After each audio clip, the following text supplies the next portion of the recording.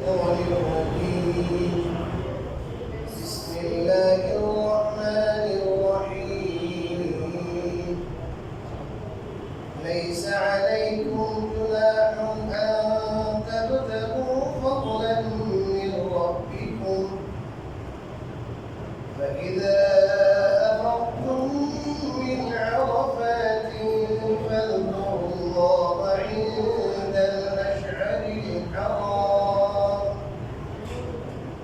واذكروه كما هداكم وإن كنتم من قبله لمن الضالين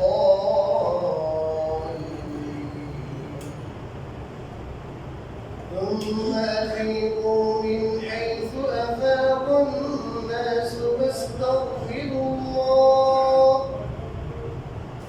إن الله غفور رحيم فإذا قضيتم مناسككم فاذكروا الله كذكركم آباءكم أو أشد ذكرا ومن الناس من يقول ربنا آتنا في الدنيا وما له في الآخرة من خلاق ومنهم من يقول ربنا آتنا في الدنيا حسنة وفي الآخرة حسنة وقنا عذاب النار صدق الله العظيم الحمد لله আল্লাহ তাআলার অশেষ শুকরিয়া যে তিনি আমাদের প্রতি বিশেষ দয়া এবং মেহেরবানি করেছেন যে তার কোরআন কারীমের তাফসীর করা এবং শোনার জন্য প্রতি সপ্তাহের ন্যায় আজও আমাদেরকে বসার সুযোগ দান করেছেন আলহামদুলিল্লাহ। আমি আজ আপনাদের সামনে সূরাতুল বাকারার 198 থেকে 201 নম্বর আয়াত পর্যন্ত তেলাওয়াত করেছি। যারা আপনারা ধারাবাহিক তাফসীর কোরআনের মজলিসে অংশগ্রহণ করছেন আপনারা জানেন আমাদের আলোচনা চলছে হজ নিয়ে। বিগত আয়াতে আল্লাহ রাব্বুল আলামিন হজে যাওয়ার সময় পাথর সংগ্রহ করার কথা বলেছেন। তোমরা হজে যাওয়ার সময় পাথর নিয়ে যাও, পাথর সংগ্রহ করো। পাথর সংগ্রহ করা তাওয়াক্কুলের পরিপন্থী নয়। এই ব্যাপারে বিস্তারিত গত সপ্তাহে আমি বলেছি। আজকে আবার তিলাওয়াতকৃত আয়াতের প্রথম আয়াতে আল্লাহ রাব্বুল আলামিন কিছু কিছু মানুষের মনের আরেকটি সন্দেহের অপনোদন করেছেন। কারো মনে সন্দেহ ছিল যে হজে তো অনেক মানুষ আসে, তো মানুষের সমাগম যেখানেই হয় সেখানে কিছু ব্যবসা হয়। বিশ্ব ইস্তেমাতে সমাগম বেশি হয়, এখানে কি হয় বলে বেচা কেনা। এগুলো ইসলামী সম্মেলন সমাবেশ হবে, ওখানেও কি হয় বেচা কেনা হয়। যারা হজ করতে যায় তারা যদি সেখানে যায় কিছু তিজারত করে, বিজনেস করে, ব্যবসা করে, তাহলে হজের সওয়াবের কোনো ত্রুটি হয় কিনা, আল্লাহর কাছে হজ কালাম হয় কিনা, কবুল হয় কিনা, এমন একটা সন্দেহ ছিল। অনেকের ধারণা ছিল হজে গেছি খালে ডিরেক্ট ইবাদত, এখানে যাই আবার ব্যবসা কিছু, এটাকে নাজায়েজ মনে করতো, অবৈধ মনে করতো, যে হজের সাথে যায় না, এরকম করলে কি হবে না, হজ হবে না। আল্লাহ রাব্বুল আলামিন তাদের এই মতামতকে খণ্ডন করে বলেন ليس عليكم جناح أن تبتغوا فضلا من ربكم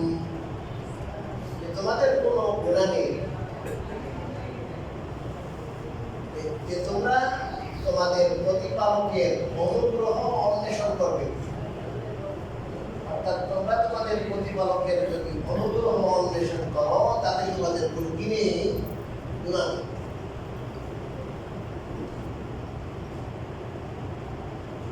এখানে আল্লাহ তাআলা সূক্ষ্ম বিষয়গুলো আল্লাহ এটা বলে নাই যে তোমরা কি করো, আমাদের মধ্যে যায় কি করো, তারা বুঝিয়ে ব্যবসা করে এটা বলেছে। যারা ব্যবসা করে তাদের ব্যবসাটা জায়েজ আছে, কোনো কি নাই, অসুবিধা নাই, গুনাহ নাই, এটা বলেছে। তবে মুফাসসিরিনে কেরাম এবং ফুকাহায়ে কেরাম বলেছেন হজের সময় যদি কেউ ব্যবসা করে তাহলে হজের যত কাজ আছে, হজের যত আমল আছে, ইবাদত আছে, এগুলোর মধ্যে যদি কোনো ধরনের ঘাটতি না আসে, খাপলা না আসে, এই শর্তে ব্যবসা করা যায়। পক্ষান্তরে যদি দেখা যায় যে হজের সময় ব্যবসা করতে যায় হয়ে গেছে, হজের যে সমস্ত বেসিক কাজ আছে কাজের মধ্যে কি হয়ে গেছে, ব্যাঘাত করেছে, তাইলে এই ব্যবসা করা যায় না। সামথিং কিছু ব্যবসা করছে, ফাঁকে ফুঁকে কিছু ব্যবসা করেছে, হজের পরে আগে পরে তো অনেক দিন থাকে না, কি বলি 40 দিন যায় কি থাকে, 40 দিনই কি হজের কাজ নাকি? হজের কাজ তো 5 দিন। তবে এগুলো বুঝতে হবে যে ব্যবসা যেন কি না হয়, আমাদের উদ্দেশ্য বিশ্ব ইস্তেমায় যায়, বিশ্ব ইস্তেমার উদ্দেশ্য নাই, উদ্দেশ্য হলো ব্যবসা। এত মানুষের সমাগম, ওখানে গেলে 5 দিনে 4-5 দিনে অনেক টাকা কি করা যাবে, কামাই করা যাবে, এই উদ্দেশ্যে গেলে ব্যবসা হবে, কত সওয়াব হবে। ঠিক তেমনি ভাবে কেউ মানুষ যদি যায় হজে, উদ্দেশ্য হলো কি এখান থেকে বিজনেস করা, টাকা কামাই করা, তাইলে তার সওয়াব হবে। পক্ষান্তরে যদি যায় তাহলে হজ করবোই, কিন্তু সেই সাথে আমি কিছু কামাই করবো, হালাল কিছু কি করবো, কামাই করবো, অনেক মানুষ আসবে, এদেরও তো দরকার। কি ভাই, বিশ্ব ইস্তেমার এখানে যদি বাজার না থাকে এই মানুষগুলো খাবে না, জিনিসের দরকার আছে না নাই? যারা হজে যান এদেরও তো জিনিসপত্রের কি আছে, দরকার আছে না নাই? আপনারা বলেন যারা হজে যায় এদের কুরবানি আছে না? এখন কুরবানি যদি কি হয়, কুরবানির জন্তু শর্ট পড়ে তাহলে তো কি করতে পারবে না, কুরবানিও দিতে পারবে। তো যদি নিয়ত থাকে আমাদের হজের ভাইরা আসবেন, এদেরও কিছু সহায়তা হলো, সহজেই জিনিসটা তারা পাইলো, আর আমিও কিছু কি করলাম, এখানে সামথিং কিছু ব্যবসা করলাম, খুবই দাম রাখবে এমন না, সাধারণ পকেট মারবো ওরকম না, তাহলে এই ব্যবসা কি আছে বলে জায়েজ আছে। তবে এই ব্যবসা উত্তম, ভালো এমন কিছু নয়, বরং এই সমস্ত ইবাদত, এই ধরনের ব্যবসায়িক কাজকর্ম থেকে যত খালেস থাকবে, নিরেট থাকবে, ততই ভালো। না করাটা ভালো, উত্তম। ঠিক আছে, এটার সাথে আমার ওই পয়সা, টাকা পয়সা, বিজনেসের কোনো সম্পর্কই নেই। কিন্তু ব্যাপার হলো ইসলাম সবসময় আপনার মাঝামাঝি এতেদাল, ভারসাম্যপূর্ণ অবস্থানে কথা হয়। বাড়াবাড়ি এবং ছাড়াছাড়ি মুক্ত, এখানে বাড়াবাড়িও নাই, ছাড়াছাড়িও নাই। ঠিক আছে, আমি ব্যবসা করবো না, আমি শুধু আল্লাহর ইবাদতই করবো, ভালো। কিন্তু যারা করে এদেরকে কি করে করো, বাধা দাও কেন, এদের না জায়েজ করো কেন, নিষেধ করো কেন, এইটা ধ্যান দাও না, বিশ্বাস, এটাকে ফ্যাক্টর করা উদ্দেশ্য কেন? ব্যবসার প্রতি উদ্বুদ্ধ করা কি নয়, বলেন ব্যবসার প্রতি উদ্বুদ্ধ করা। যদি আমার আগে আয়াতের তাফসীর শুনে বলতে আজকে তো ঠিক আছে, নিয়ত করলাম সামনে আছে হজে যাবো, হজে যে বিজনেস করে 1000 টাকা করে উঠে গেল, আল্লাহ তাআলা কি আয়াতে কি করেন নাই? বলেন ব্যবসার জন্য উদ্বুদ্ধ করে নাই, বলছে কি নাই, ব্যবসা করলে কোনো কি হবে না, বলেন না কেন, গুনাহ হবে না, বলেছে ব্যবসা করতে পারে কিন্তু কি এটা কি না, কোনো সওয়াবের কাজ, খুব ভালো কাজ এটা বলে নাই, ব্যবসা করলে কি হবে না। দ্বিতীয় কথা, এই আয়াতে বোঝার বিষয়গুলো আল্লাহ বলেছেন ফাদলাম মিন রাব্বিকুম। এই যে রিজিক অন্বেষণ, এই রিজিককে আল্লাহ রাব্বুল আলামিন এখানে ফজল শব্দ বলেছেন। ফজল মানে দয়া, দান, অনুগ্রহ, অনুকম্পা। কোরআনে কারীমে সূরা জুমাতে আল্লাহ একই শব্দ বলেছেন, ফাইদা কুদিয়াতিস সালাতু ফান্তাশিরু ফিল আরদি ওয়াবতাগু মিন ফাদলিল্লাহ। আল্লাহ বলেছেন যখন জুমার আযান হবে সাথে সাথে তোমরা দাউদ ভাই বেচা কিনা কি দাও, বাদ দাও। তোমার আযানের সাথে সাথে কি বাদ দিতে বলেছে? এখন আর কি দরকার নেই। কিন্তু দুঃখজনক হলো সত্য, আমাদের দেশে জুমার আযানের পরও কি চলে, বেচা কিনা চলে কিনা। এরা আমরা কাস্টমার, আমাদের দোষ বেশি। আমি দোকানিদের কি দোষ কম দিই? যারা কাস্টমার এরা যদি না কিনে তাহলে যারা কি বিক্রেতা দোকানদার এরা কি মাসি পাবে পয়সা? তো ভাই এখন আজাদ ভাই গেছে এখন কিনা। এগুলো বলছি না আমি, যারা দোকানি যারা ব্যবসায়ী এদের দোষ নাই এগুলো বলে না, বলি নাই, ওদেরও দোষ আছে। কিন্তু এদের পাপের অংশীদার আমরা হচ্ছি এইভাবে যে আমরা কি করি, বলেন না আমাদের থেকে জিনিস কিনি। আল্লাহ বলেছেন ব্যবসায়ীদেরকে দারুন ভাই তোমরা বেচা কেনা কি করো, অন্তত তোমরা পাপের চলতেছে। আধা ঘন্টা এক ঘন্টা ব্যবসা করে না হলে কি মারা যাবে না, কিচ্ছু করবে। আর আল্লাহ বলেছেন ফাইদা কুদিয়াতিস সালাত, যখন নামাজ খতম হবে, শেষ হয়ে যাবে, ফান্তাশিরু ফিল আরদ, জমিনে ছড়িয়ে ছিটিয়ে পড়ো, ওয়াবতাগু মিন ফাদলিল্লাহ, আর আল্লাহর ফজল আল্লাহর অনুগ্রহ তালাশ করো। অনেক মুফাসসিরিনে কেরাম বলেছেন এখানে আল্লাহর অনুগ্রহ তালাশ করার অর্থ হলো রিজিক তালাশ করো, যেটা আল্লাহ বলেছেন ক্লোজ করতে, বন্ধ করতে। আল্লাহ বলেন এখন ওপেন করো, আর ওখানে যাইও আল্লাহর জিকির করো। ওখানে যাই চুরি বাটপারি দুনিয়ার যা আছে যত সিটারি যত দুই নম্বরই শুরু করে দিবে না, ওখানেও আল্লাহ কি করো, ওখানে বেচা কেনার পরিবেশে ওই জায়গাও আল্লাহর বেশি বেশি কি করো, জিকির করো। ব্যবসায়িক মহলে আল্লাহর বেশি ওয়াজকুরুল্লাহ কাসীরা। তো আবার দেখার বোঝার উদ্দেশ্য হলো কোরআনে কারীমে আল্লাহ তাআলা রিজিকের অন্বেষণ, যেটা ব্যবসা বিজনেস চাকরি বাকরি মানে টাকা পয়সার যত সোর্স আছে এগুলোকে আল্লাহ তাআলা ফজলুল্লাহ বলেছেন, আল্লাহ অনুগ্রহ বলেছেন। আল্লাহ দান, আল্লাহর অনুগ্রহ না হলে বোঝা গেল আল্লাহর অনুগ্রহ না হলে রিজিক পাওয়া যাবে। এটা আল্লাহ তাআলার দান। অনেক মানুষের দস্তবই জানে না, টাকা পয়সা শেষ না। দস্তবই দেখো আমার হাতে কাপে আমি করিলাম বলতে পারি না, দস্তবই দিতে পারে। আর অনেক মানুষ এমবি করে, ডবল এমবি করে, এমপি করে, ডবল ডক্টরে ঘুরে চাকরির তো কি রাই পয়সা নাই। كما قيل آية مذاهبه وجاهل جاهل تلقاه مبسوطا। কত জ্ঞানী মানুষ আছে, কত জ্ঞানী মানুষ আছে ফায়দা হয়ে ঘুরতেছে, টাকা নাই, পয়সা নাই, রিজিক নাই। আর কত জাহিল মানুষ আছে, জ্ঞান কিছু নাই, কিন্তু দেখবেন অনেক অনেক সম্পদ।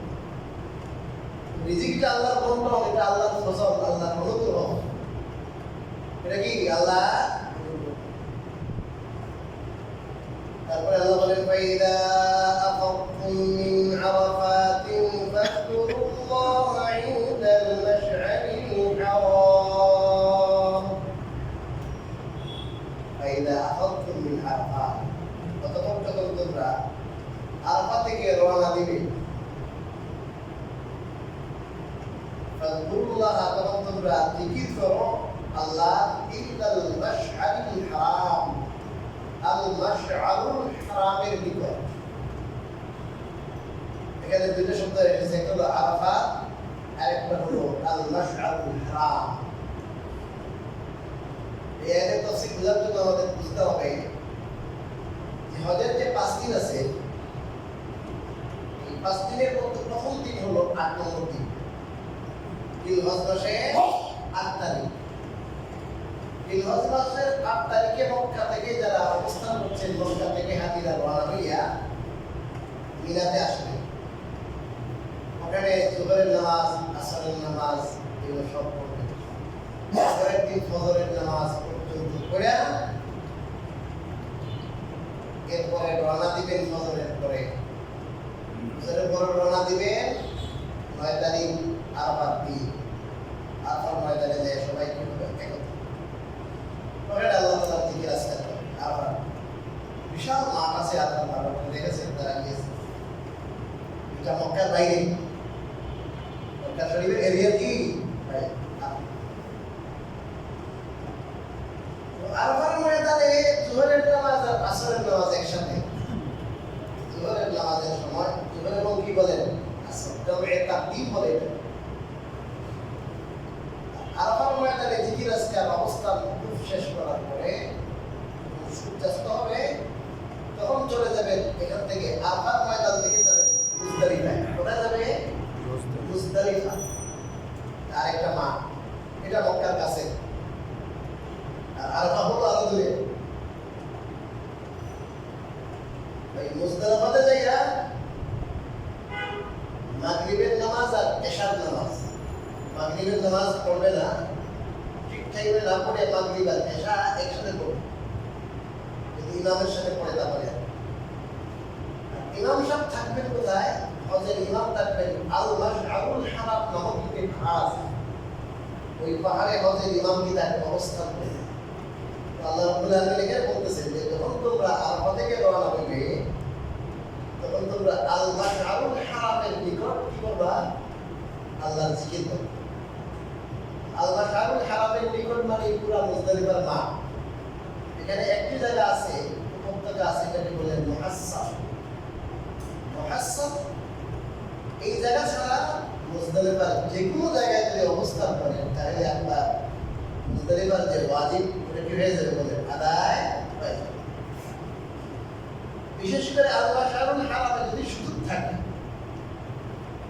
অসুবিধা না হয়, আল মাশআরুল হারাম যে পাহাড় আছে ওই জায়গায় যদি থাকতে পারেন, ওই জায়গায় জিকির করতে পারেন, বেশি ভালো। আল্লাহ এখানে সরাসরি কিন্তু ফাযকুরুল্লাহ ফিল মাশআরিল হারাম, মাশআরুল হারামেই কি করো? জিকির করো। এটা না বলে বলেছেন মাশআরুল হারামের নিকটে। আল্লাহ প্রশস্ত করে দিলেন। আপনি যেমন মনে করেন পূর্বকা ফুল কেন্দ্রীয় জামে মসজিদে, আর আরেকটা হলো কেন্দ্রীয় জামে মসজিদের পাশে। আল্লাহ পাশে বলেছেন কারণ সবাই মাশআরুল হারামে অবস্থান করতে পারবে না, অনেক মানুষ। এই জন্য আল্লাহ ইনদা করতে বলেছেন যে মাশআরুল হারামের নিকটে তোমরা কি করো? আল্লাহ জিকির করো। তারপরে আল্লাহ বলেন ওয়াকুলু কামা আদাকুম, আর তোমরা তাকে স্মরণ করো যেমনিভাবে তিনি তোমাদেরকে প্রদর্শন করেছেন, রাস্তা দেখাইছেন, গাইডলাইন দিয়েছেন। যেমন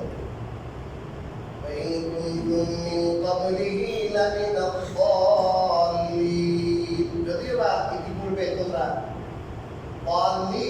অর্থাৎ প্রশ্নদের অন্তর্ভুক্ত ছিলে, অর্থাৎ এই ব্যাপারে তোমাদের মধ্যে ভুল ধারণা ছিল, ভুল আমল ছিল। তোমাদের আল্লাহ জিকির করতা, সেই সাথে তোমাদের দেব দেবীর কি করতা? জিকির করতা। এখন থেকে দেব দেবীর জিকির বাদ দিয়া আল্লাহ যেমন তোমাদেরকে গাইড করেছেন যে শুধু কেবলমাত্র কার জিকির হবে? আল্লাহ জিকির হবে, কোনো দেব দেবীর কি হবে না, মূর্তি কোনো গায়রুল্লাহ কোনো জিকির হবে না। ইতিপূর্বে যেমন গায়রুল্লাহ জিকির করতা, তোমরা পথভ্রষ্ট ছিলা, সঠিক পথে ছিল না। এবার আল্লাহ তোমাদের নির্দেশ দিচ্ছেন, যেমন আল্লাহ তোমাদের যেমন রাহনুমাই করেছেন, পথ প্রদর্শন যেমন করেছেন, ওইভাবেই তোমরা শুধুমাত্র কেবলমাত্র কার জিকির করবে? আল্লাহ জিকির। ثم أفيضوا من حيث أفاض الناس واستغفروا الله ثم أفيضوا, এরপরে তোমরা প্রত্যাবর্তন করো ওই জায়গা থেকে যেখান থেকে অন্যান্য মানুষ, অন্যান্য সকল মানুষ প্রত্যাবর্তন করে। ওয়াস্তাগফিরুল্লাহ, আর তোমরা আল্লাহর কাছে ক্ষমা প্রার্থনা করো। এই আয়াতের তাফসীর বোঝার জন্য এই জাহিলি যুগের এই মক্কাবাসী যারা ছিল, এদের একটা পুরোসম সম্পর্কে আমাদের জানতে হবে। এই মক্কার যারা হুমস ছিল, কুরাইশ গোত্র হুমস হোমস যারা ছিল এই গোত্রের লোকরা, তারা বলতো আমরা তো মক্কার লোক, আমরা আল্লাহ তাআলার ঘরের কাছের মানুষ, অর্থাৎ মক্কার বাইরে আরাফায় যাওয়ার তো আমাদের দরকার নেই। সমস্ত মানুষ প্রথমে মক্কা থেকে যেতে কোথায়? মিনা, মিনা থেকে আরাফায়, আরাফা হইয়া পরে আসতে কোথায়? মুজদালিফায়। আর এরা মক্কা থেকে ডাইরেক্ট তারা চলে যেত কোথায়? মুজদালিফায়। এরা আরাফাতে কি করতো? উকুফ, আরাফায় অবস্থান করে জিকির করা, এটা একটা ফরজ। বরং হাদিসের মধ্যে আছে আল হাজ্জু আরাফা, আরাফাতে অবস্থান করাই হজ, এটা মূল কাজ। আরাফাই হজ, আরাফাই হজ মানে এটা গুরুত্ব বেশি বুঝাইছে যে হজের মূল জিনিস হলো আরাফায় অবস্থান করে আল্লাহর দিকে মোতাবেক দোয়া কান্নাকাটি করা, এটা হলো মূল কাজ। আর এরা আরাফাতে না যাইয়া এরা ভাবে আমরা আরাফা মক্কার বাইরে যাবো কেন? আমরা আল্লাহর ঘরের লোক, এরা সরাসরি মক্কার সীমানার ভিতরে হলো কি মুজদালিফা। ঠিক আছে, মুজদালিফা যাবো সরাসরি ডাইরেক্ট কোথা থেকে? মক্কা থেকে কোথায়? মুজদালিফায়। আর অন্যান্য সমস্ত মুসলমানরা, অন্যান্য যারা হাজিরা আছেন, তারা মিনার থেকে যেতে কোথায়? আরাফাতে। আরাফার উকুফ শেষে মাগরিবের নামাজ, সূর্য যখন কি হয়? অস্ত যায়। সূর্য অস্ত যাওয়ার পরে তারা কোথায় চলে যেতেন? মুজদালিফায় চলে যেতেন। তারা আরাফা হয়ে কোথায়? মুজদালিফায়। আল্লাহ বলেন যে তোমরা রওনা দাও, তোমরা প্রত্যাবর্তন করো ওই জায়গা থেকে, যে জায়গা থেকে মনের সমস্ত মানুষ প্রত্যাবর্তন করে রওনা করে, তো তোমরা রওনা করো, অর্থাৎ তোমরা রওনা করবে আরাফা থেকে। সমস্ত মানুষ আরাফা থেকে রওনা দেয়, তোমরা রওনা দিবে কোথা থেকে? আরাফা থেকে। শুধু ডাইরেক্ট কোথায় গেলে হবে না, মুজদালিফায় গেলে হবে। কথা কি বুঝেছেন? আর আল্লাহ বলেন আস্তাগফিরুল্লাহ, আর আল্লাহর কাছে তোমরা দোয়া প্রার্থনা করো, কারণ ইন্নাল্লাহ নিশ্চয় আল্লাহ অত্যন্ত ক্ষমাশীল, পরম দয়ালু, রহিম। মেয়েরা মুজদালিফায় এই কাজই বেশি, আল্লাহর জিকির আজকার আর আল্লাহর কাছে নিজের গুনার জন্য, সারা জীবনের যত কৃত পাপ আছে এগুলোর জন্য বেশি বেশি আল্লাহর কাছে চাওয়া, মাফ চাওয়া, যে আল্লাহ মাফ করে, ক্ষমা করে, ক্ষমা করে, আল্লাহ মাফ করবেন, এগুলোই আল্লাহ কাছে। فإذا قضيتم مناسككم فاذكروا الله كذكركم آباءكم أو أشد ذكرا। অতঃপর যখন তোমরা তোমাদের হজের কার্যগুলি সম্পন্ন করবে, ফাযকুরুল্লাহ, তখন তোমরা আল্লাহর জিকির করো, কাযিকরিকুম আবাআকুম, যেমন তোমরা স্মরণ করতে তোমাদের বাপ-দাদাদেরকে, আও আশাদ্দা যিকরা, অথবা এর চেয়ে বেশি। এই আয়াতের তাফসীর বোঝার জন্য বুঝতে হবে ওই জাহিলি যুগের যারা হজ করত এদের একটা খুরসন সম্পর্কে জানতে হবে, তাহলে এই আয়াতের তাফসীর স্পষ্টভাবে জানা যাবে। এরা করতো কি? হজের সমস্ত কাজ সম্পাদন করার পরে মিনার মাঠে একটা মেলার আয়োজন করত। সব শেষ, এখানে একটা মেলার মতো আয়োজন করে, বুঝের আয়োজন, মেলার আয়োজন, খাওয়া দাওয়া ভর্তি, আর সেখানে 1 দিন 2 দিন 3 দিন পর্যন্ত শুধু তাদের যে আগে বাপদাদারা ছিলেন, এই বাপদাদাদের তারা প্রশংসা, কোনো কীর্তন নেই যে আমাদের বাবা এমন ছিলেন, আমার দাদা এমন ছিলেন, আমার তেমন ছিলেন, এই তো বেশি পরিমাণে বাপদাদাদের কথাই তারা কি করতো? আলোচনা করতো, তাদের প্রশংসা করতো। এটা ছিল তাদের নেচার, এটা ছিল তাদের একটা কুপ্রথা। আল্লাহ রাব্বুল আলামিন বলেন তোমরা তোমাদের মানাসিক, হজের কাজ, 10 নম্বর দিনে রমির কাজ আছে, রমি, শতাধিক মাথা নিক্ষেপ করা আছে, কুরবানি আছে, মাথা বন্ধন করা আছে, তারপরে বিদায় তাওয়াফে জিয়ারত আছে, আগে সাই না করে থাকলে সাই আছে, 5টা কাজ। এই কাজগুলো যখন তোমাদের কি হয়ে যাবে, বলেন শেষ হয়ে যাবে, তখন তোমরা আল্লাহ তাআলাকে স্মরণ করো। কিরকম স্মরণ? যেমন তোমরা ইতিপূর্বে তোমাদের বাপ-দাদাদের কি করতা? স্মরণ করো। বরং বাপ-দাদাদের স্মরণ তুই পরিমাণ করতে যাচ্ছে, আর বেশি কি করবে? আল্লাহকে কি করবে? স্মরণ করবে। তো আল্লাহ রাব্বুল আলামিন ওই কথাকে বিলীন করে দিলেন, বলে এটা বাদ দাও, এখন থেকে ওই মেলা বসানোর কথাইয়া আপনাদের যারা চলে গেছে যে কোনো কীর্তন এদের কোনো সেগুলো কোনো লাভ নাই। কি করবা? আল্লাহ তাআলা স্মরণ করবা, আল্লাহর জিকির করবা, বরং আগে যেমন করতে আমাদের জিকির ওদের স্মরণের থেকে আরো বেশি পরিমাণে করবা। فمن الناس من يقول ربنا آتنا في الدنيا وما له في الآخرة من خلاق।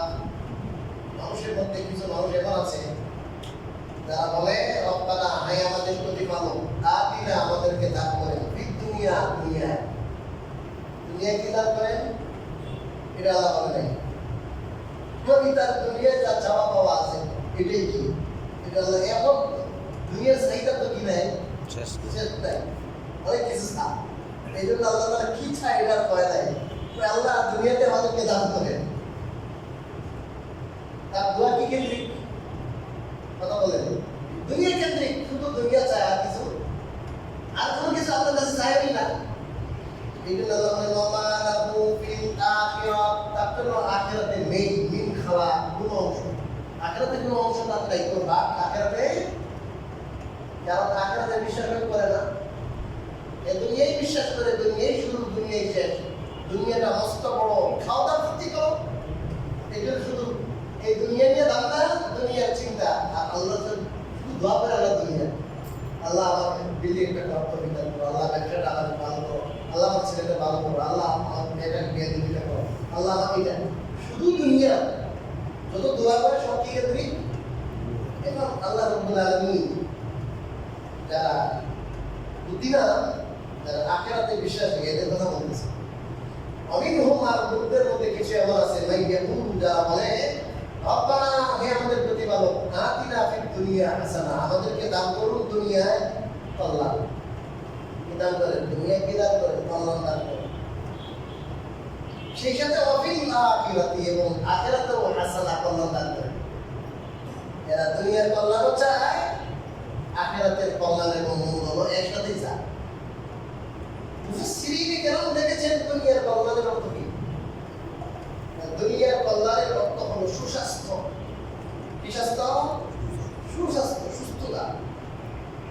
আপনার যদি অর্ডার সম্পদ থাকে, আপনি কি না আপনার শরীর ভালো না, স্বাস্থ্য ভালো না, তাহলে আপনার টাকা কি হবে? একবার তবলিগে গেছিলাম আমরা চাঁদপুরে, বিদেশি জামাত ছিল, বড় বড় একজনের জামাত। আমাকে কাকরাইল থেকে বলে যে একটু আপনি অনুবাদ কিন্তু একটু অনুবাদ করতে হবে, বুঝাই দিতে হবে। তো আমি গেলাম, 22 দিন ছিলাম। তো চাঁদপুরে পাঠাইছিল ওখানে বেগম মসজিদ আছে, তার হচ্ছে মসজিদ বেগম মসজিদ। এই এলাকায় বড় নেতা ছিলেন একজন, 1000 কোটি টাকার মালিক। ওই নেতার এখানে এছাড়া ওনাকে একটু দাওয়াত দিতে হবে। তো ওখানে গেলাম, তো যাওয়ার পরে দেখলাম কি বুঝে আয়োজন করছে, সব ধরনের আয়োজন করছে, অনেকেই খাইতেছে। তো মোসারি অনেক আমারও দাওয়াত করছে, আমি সব কইছি দাওয়াত খেলাম না, যতক্ষণ পর্যন্ত উনি 3 দিন সময় না দিবে আমাদের সাথীটা আমাকে বলবো দাওয়াত এলাম না। ক্লিয়ার করছে, কারণ যাবো তাও আমার দাওয়াতটা অ্যাকসেপ্ট করে। তারপরে হলো কি, আমি ওনাকে জিজ্ঞেস করলাম আপনার এই মোসারি এত খাইতেছে, আপনি এত বুঝে আয়োজন করলেন, আমাকে দাওয়াত করলেন, আপনি খেলেন না? বুঝুন আমার জন্য শুধু পানি আর শাক, ডাল ভাত, সাদা জিরা, এগুলো ছাড়া আর কতটুকু রং বেরোবে না। এগুলো দেখতেছেন সব ডাক্তার ডিজাইন করে দিয়েছে। আমি বললাম ভাই রে, 40-45 মিনিটে তার স্পিড করে ওখান থেকে টাকা আসে, এই টাকা দিয়ে কি করবে? কোনো লাভ নাই। অনেক দেখেছি সুস্বাস্থ্য অনেক বড় জিনিস। শরীর কি থাকে? অনেকে আল্লাহ কি করে বলে মানুষের বংশ পদ্ধতি তাকায় থাকে। আরে আল্লাহ যে আপনাকে সুস্থতা দান করেছে, অনেক বড় নিয়ামত। দুনিয়ার কল্যাণের এক নম্বর হলো সুস্বাস্থ্য। আপনার কি থাকা, শরীরটা ভালো থাকা, সুস্থ থাকা। তারপরে হলো স্বাচ্ছন্দ্যময় দাম্পত্য। এই স্বাচ্ছন্দ্যময় দাম্পত্য মানে আপনি বিয়ে করেছেন, আপনার স্ত্রীর সাথে আপনার সম্পর্কটা এরকম সুন্দর সম্পর্ক, স্বাচ্ছন্দ্যময়, আনন্দময়। এখানে কোনো প্রবাহ নাই, বিপাদ নাই, ঝগড়া নাই, দরকারে আপনার পাওনা নিয়ে দেড় দরকার নাই। একে অপরের প্রতি মহব্বত, প্রেম, ভালোবাসা, একে অপরের হক বুঝে অনেকক্ষণ কষ্ট হলে বিলির কাছে গেলেই শেষ। আবার বিভিন্ন কষ্ট থাকলে স্বামীর কাছে একদমই বিলের শেষ। হাদিসের মধ্যে আছে ইদা নাযারা ইলাইহা সারাত, এমন স্ত্রী স্ত্রীর দিকে তাকাইলেই স্ত্রী আনন্দ দেয়, মনের কষ্ট সব যায়। এই গান করতেছে এত কষ্ট করে অফিস থেকে আসছে, আসার সাথে সাথে বিবির চেহারার দিকে তাকাইলেও সব নেয়। আর কেউ আছে যাওয়ার পরে 10 মিনিট বয়ান করবে। আমাদের উস্তাদ মুহতারাম আল্লামা এই বাবরুল রাহমাতুল্লাহ আলাইহি 7টা কিতাব পড়েছেন, অসাধারণ মুহাদ্দিস ছিলেন। আল্লাহ বলেছিলেন যতটুকু আমি জানি অনেক যাচ্ছেন করেছে এই সংখ্যা এবং পেয়ে গেছি, ফলন পেয়ে গেছি।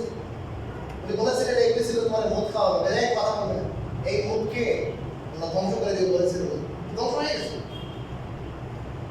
এই মুখ থেকে সারা জীবন হাদিস বের হয়েছে, বুঝলেন?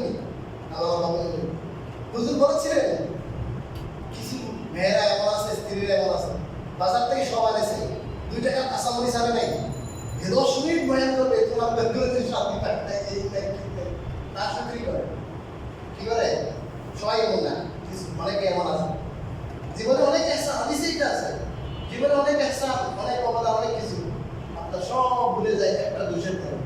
আপনি একটা দোষ করছেন, মানুষ হিসেবে আপনার একটা কন্ট্রিবিউশন দেখবেন সারা জীবনে যা কিছু করছেন সব ভুলে গেছেন। কিন্তু যদি বুদ্ধিমতী হয়, জ্ঞানী হয়, আল্লাহওয়ালা হয়, স্বামীভক্ত হয়, তাহলে এগুলো ধরবে না। সব কিছু শেষ করে আপনার ঘুম পাড়ায়া আনন্দ দিয়া পরে করবে এটা এমন না হলে এমন হলে কেমন হয়, এমন করবি তাহলে আপনার কাজ হয়ে গেছে। কাজ উত্তর হলো সাপোর্ট মরলো, লাঠি পাবো না। আর তাহলে এরপরে আপনি আসছেন গ্রামে, আপনাকে চিন্তা করে এক কথা বলি তো আপনার দাম্পত্য কি বলছি, স্বাচ্ছন্দ্য হয় দাম্পত্য, এটা হলো দুনিয়ার এটা অনেক ভাগ্যের ব্যাপার যারা পাইছে। হ্যাঁ, এমন বউ, এমন স্ত্রী, কোনো কলহ নাই, দ্বন্দ্ব নাই, বিবাদ নাই, মনে কষ্ট তার কাছে শেয়ার করেই সে তখন দেখে আমার স্বামীর এই অসুবিধা, সে নিজে আপনাকে আলগায় রাখে, মহব্বত করে, ভালোবাসা, সান্ত্বনা। খাদিজা রাদিয়াল্লাহু তাআলা আনহা এবং রাসূল কারীম সাল্লাল্লাহু আলাইহি ওয়াসাল্লামকে সান্ত্বনা দিয়েছিলেন। খাদিজা ওইরকম। 3 নম্বর হলো আপনার প্রশস্ত রিজিক। আল্লাহ রাব্বুল আলামিন যে রিজিক দেন, হালাল, হালাল কি? হালাল রিজিক, এটা হলো 3 নম্বর। এবং 4 নম্বর হলো এই দুনিয়াতে আল্লাহ রাব্বুল আলামিন যেভাবে আপনাকে রেখেছে সব অবস্থায় যেন আল্লাহ তাআলার হুকুম মতো কি করতে পারে, চলতে পারে। এটা এই তৌফিক, নেক আমলের তৌফিক, হালাল রিজিক, সুস্বাস্থ্য, পরিবার সুন্দর, দাম্পত্য জীবন সুন্দর, এগুলো হলো দুনিয়ার কি পাওনা। অফিল আখিরাতে হাসানা, আমি অল্প কথা বলতেছি, লম্বা তাফসীর, অনেক লম্বা তাফসীর। অফিল আখিরাতে হাসানা, আখিরাতে কল্যাণ কি সামনে আছে। ওকিনা আযাবান নার, আর আমাদেরকে আপনি রক্ষা করেন আগুন থেকে, জাহান্নামের আগুন থেকে। অর্থাৎ আখিরাতে আপনি জাহান্নামের আগুন থেকে বাঁচাই আমাদের জান্নাত দান করেন, ওটাই আখিরাতের কল্যাণ। এই লোক চালাক, এই লোক বুদ্ধিমান, সে দুনিয়াও চায় আল্লাহর কাছে, কারণ দুনিয়া অতিক্রম করে যাওয়া লাগবে কোথায়? আখিরাতে। কারণ দুনিয়া যদি পেরেশান থাকেন, আখিরাতের কাজ কখন করবেন? এই জন্য দুনিয়ার কি দরকার আছে? মঙ্গল দরকার, দুনিয়ায় রিজিকের দরকার, দুনিয়ায় সুন্দর আপনার পারিবারিক লাইফ দরকার, দুনিয়ার সুস্বাস্থ্য দরকার। দুনিয়ার টেনশন পেরেশানি থাকলে নামাজও পড়তে পারবেন। এই জন্য দুনিয়াও দরকার, সাথে কিও দরকার? আখিরাত দরকার। এরাই বুদ্ধি। এবার আমরা চিন্তা করেন, দোয়া যদি আপনি 10টা দোয়া বেশি করেন, দেখবেন 9টা দোয়াই দুনিয়া। আখিরাতের দোয়া আপনার খুব কমই করি, ঠিক না? আখিরাত মূল, আখিরাত আসল। আল্লাহ রাব্বুল আলামিন আমাদেরকে এইভাবে দোয়া করার তৌফিক দান করুন। আমিন। ওয়া আখিরু দাওয়ানা।